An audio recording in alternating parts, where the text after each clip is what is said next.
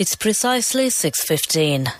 This is the news on Sri Lanka Broadcasting Corporation. News is edited by Dulbin Samarasinghe, read by Sabrina Zawahir. The headlines.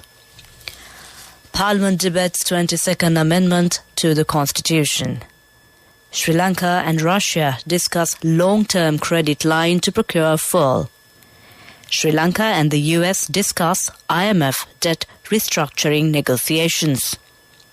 Government decides to wind up operations of the COVID-19 Health and Social Security Fund. A new policy framework will be introduced to remove existing barriers for entrepreneurship. And in world news, Indonesia bans all syrup medicines after death of 99 children. And in sports, it's boxing. Tyson Fury will fight Derek Chisora to their trilogy bout. Now the local news in detail. The second reading of the 22nd Amendment to the Constitution commenced in Parliament today. Minister Dr. Wijayadasa Rajapaksa began the debate. Taking part in the debate, Minister Nimal Siripala de Silva said the amendment will reduce the powers of the President and empower the Parliament. He said it has established independent commissions. MP Maithripala Sirisena pointed out that constitutional councils should not be politicised. He said the amendment should meet the expectations of the people for a clear change. Taking part in the debate, MP Mahindananda Alutgamage said suitable persons should be appointed to the commissions that will be established through the amendment to get the desired outcome. Taking part in the debate, MP Gayantha Karnatilaka said 19th Amendment strengthened the Constitution democratically in a decent manner. But he said with the abolition of independent commissions by the 20th Amendment, there were unwanted incidents. He said it weakened the power of the legislature. Sri Lankan embassy in Moscow announced that a productive discussion was held with the Russian government on Monday on the possibility of obtaining a long-term credit line in order to procure fuel for Sri Lanka. The mechanism of the said credit line and the modality to procure fuel from the Russian Federation were discussed at length with the Finance Ministry officials of the Russian Federation. Sri Lanka's envoy in Moscow, Professor Janitha Liyanage, attended this discussion. Russia's Deputy Minister of Finance, Moskva Timur, Ambassador of the Russian Federation to Sri Lanka, Levan Jagaran, officials of Finance and Foreign Affairs ministries were present at the discussion. Foreign Minister Ali Sabri met the U.S. Assistant Secretary of State for South and Central Asian Affairs, Ambassador Donald Liu, at the Ministry of Foreign Affairs yesterday. Foreign Minister Sabri and Ambassador Liu discussed the multifaceted aspects of the U.S.-Sri Lanka bilateral relations, including the recent developments and IMF debt restructuring negotiations. Ambassador Liu also called on President Ranil Wickremesinghe and met Secretary of Defence General Kamal Gunaratne. This news is brought to you by Sri Lanka Broadcasting Corporation. Continuing local news. The government has decided to wind up operations of the COVID-19 Health and Social Security Fund. President's Media Division said approval of the Cabinet of Ministers has been obtained to wind up the operations of the fund. The Secretary of the COVID-19 Health and Social Security Fund, Dr. Taraka Lianapatirana, informs the public that the COVID-19 Health and Social Security Fund at the Bank of Ceylon has been closed down effective from Tuesday and requested the public not to donate to this fund. He requested donors not to send checks or money towards this fund to the Presidential Secretariat.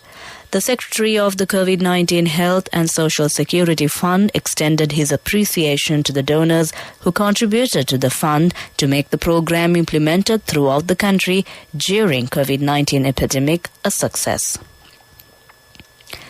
Chairman of the National Council Subcommittee on Identifying Priorities in Formulating Short, Medium and Long-Term Policies, MP Namal Rajapaksa instructed Director General Department of Manpower and Employment Anusha Gokula yesterday to organize a preliminary discussion within 2 weeks. This is in coordination with all relevant institutions to remove the existing barriers for entrepreneurship in Sri Lanka and prepare a new policy framework. It was emphasized at the subcommittee that starting an enterprise in Sri Lanka has become a complex process and a policy framework should be prepared to make it a very simple and easy task like in developed countries. The subcommittee also agreed to discuss and decide the necessary legal and policy changes to make this process easier and more efficient. The maiden harvest of a green apple plantation in Sri Lanka was presented to President Ranil Wickremesinghe this morning at the Presidential Secretariat. The President's Media Division said farmer MP Lakshman Kumara has cultivated green apples on 2 acres of land in Tabuttegama, Galgamua. Mr. Kumara told the President that the apple seeds were imported to Sri Lanka. He told the President those seeds have been produced in a manner that they can be cultivated in any part of Sri Lanka. National Dengue Eradication Unit says 63,071 dengue patients have been detected so far this year. Director of the unit, Dr. Sudat Samaravira, said more patients have been found from the Western Province, Galle, Kandy, Kegol, Ratnapura, Puttalam and Jaffna districts. He said 2,700 possible dengue mosquito breeding places have been found from 11 districts. Dr. Samaravira requested the public to take measures to eliminate mosquito breeding places. With that, we conclude the local news. The main news story is brought to you by Siddhalepa Vedamahatmya. Construction work on the Anuradhapura Lower Malwatu Oya multi-sector development project, which came to a halt due to financial constraints, has been revived. The proposed Lower Malwatura reservoir is being constructed at Bogoda village close to the historic Tantirimale sacred area. Construction work of the reservoir is scheduled to be completed by 2024. The reservoir will provide water to nearly 2,000 acres of new lands. People in and around Tantirimale will reap the economic benefits with the introduction of tourism, new town planning, export-based commercial agriculture and inland fisheries. That came to you in main news. The main news story was brought to you by Siddhalepa Vedamahatmya. Taking a look at Watchlight.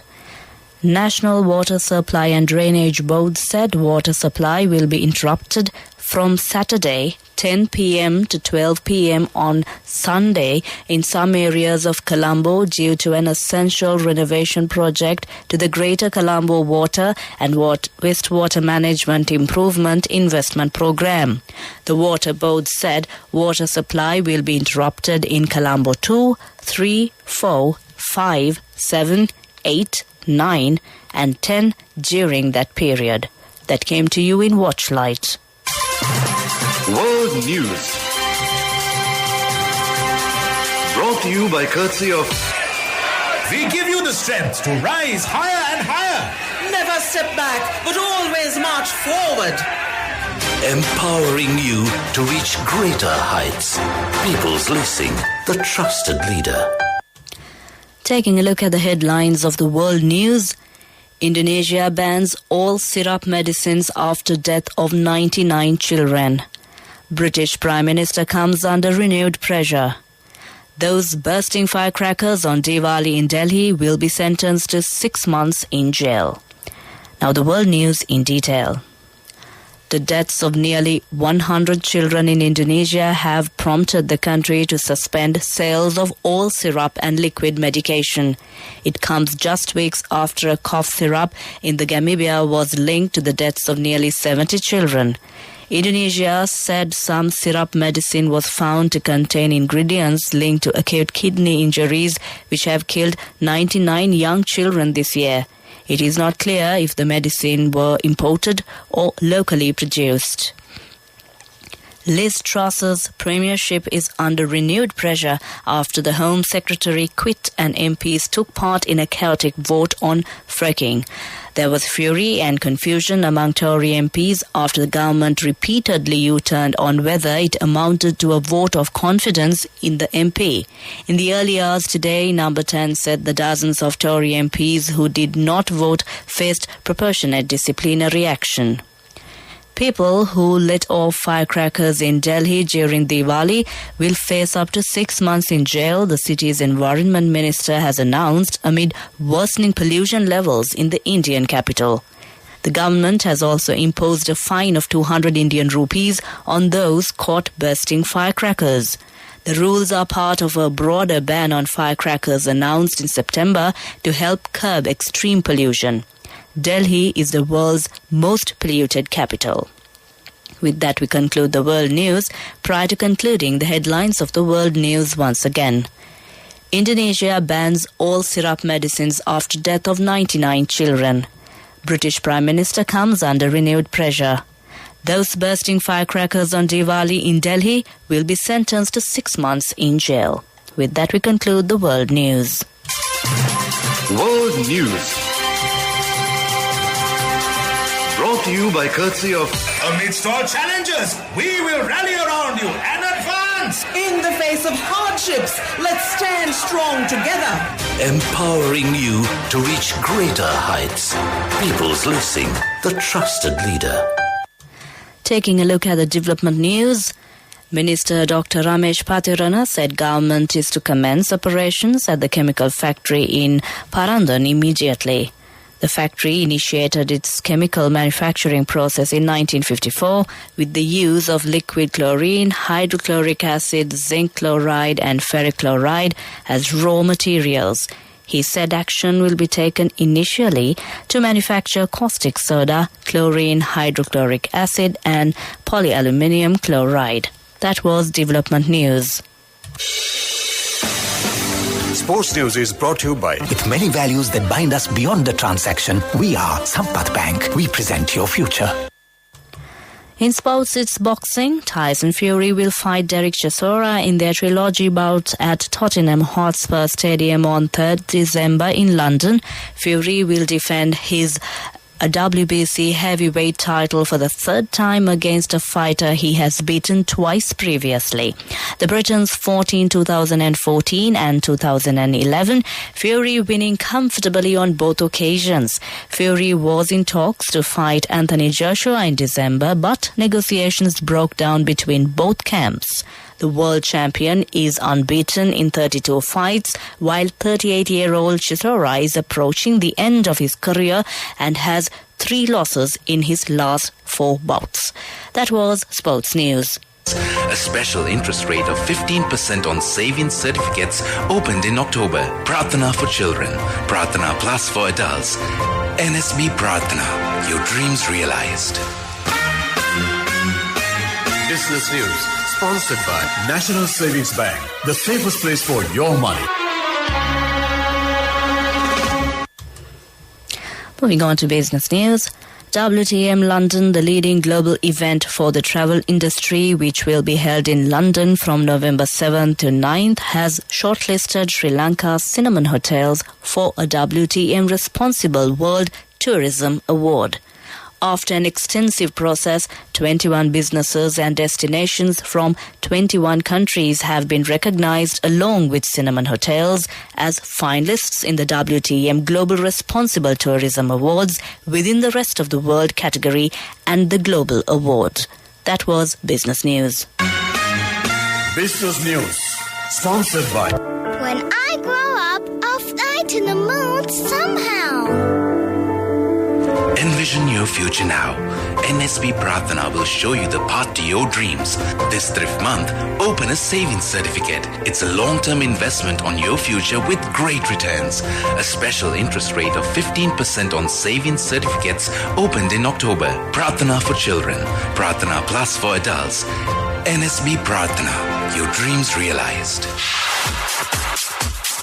Economic news, courtesy of... I bought my daughter a laptop for her work by managing my finances. Whatever the expenses may be, I can't afford to miss out on life's special moments like her birthday or our anniversary. So you need to invest to make your family's future flourish. Saving money isn't easy when you have responsibilities. That's why we promise to give you the best returns and guarantee on your investment. LOLC Finance Fixed Deposits. Maximize your savings. LOLC Finance PLC, incorporated on the 13th of December 2001, is rated SLA stable by ICRA Lanka Limited and is licensed by the Monetary Board of the Central Bank of Sri Lanka under the Finance Business Act number 42 of 2011.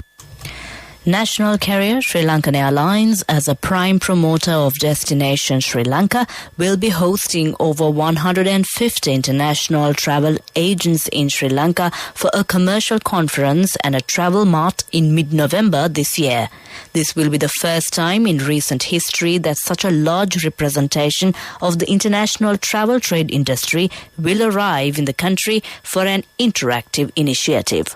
That was Economic News. Saving money isn't easy when you have responsibility. That's why we promise to give you the best returns and guarantee on your investment. LOLC Finance Fixed Deposits. Maximize your savings. LOLC Finance PLC, incorporated on the 13th of December 2001, is rated SLA stable by ICRA Lanka Limited and is licensed by the Monetary Board of the Central Bank of Sri Lanka under the Finance Business Act number 42 of 2011. Finally, we take a look at the weather report. The Met Department says showers or thundershowers will occur at times in western, Sabaragamuwa, central, northwestern and northern provinces and in Galle and Mathura districts. Heavy showers, about 100 millimeters, may be expected at some places in western, Sabaragamuwa, central and northwestern provinces and in Galle and Mathura districts. Strong winds, about 45 kilometers per hour, can be expected at times over the western slopes of the Central Hills and in southern province. That was the weather report. Prior to concluding this bulletin of news, the headlines once again. Parliament debates 22nd Amendment to the Constitution. Sri Lanka and Russia discuss long-term credit line to procure fuel. Sri Lanka and the US discuss IMF debt restructuring negotiations. Government decides to wind up operations of the COVID-19 Health and Social Security Fund. A new policy framework will be introduced to remove existing barriers for entrepreneurship. With that, we conclude the news.